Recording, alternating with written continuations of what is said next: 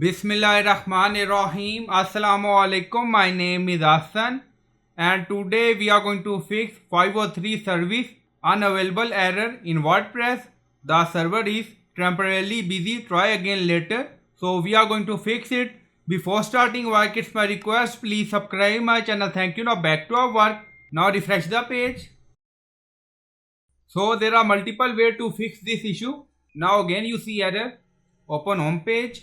Again you see error, so we are going to fix it. Now go to cPanel file manager. So we are in file manager and this is our website file, and then you see .htxl file. So first you can delete this file or rename it and then check website.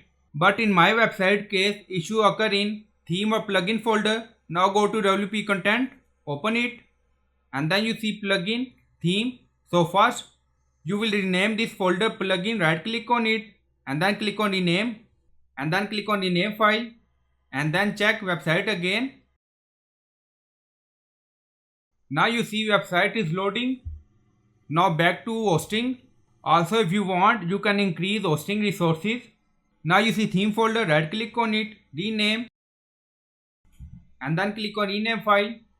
So if you see this error, you can delete .htxl file and then check, or you can rename your plugin folder or theme folder to check and your issue will be fixed. And then now go to dashboard. Then you see plugin, so click on it. Now you see all plugin deactivated. Now back to cPanel. Now again name change, rename, plugins, rename file.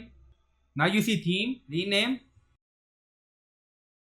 Now go to dashboard again, refresh the page. Now you see website is working fine.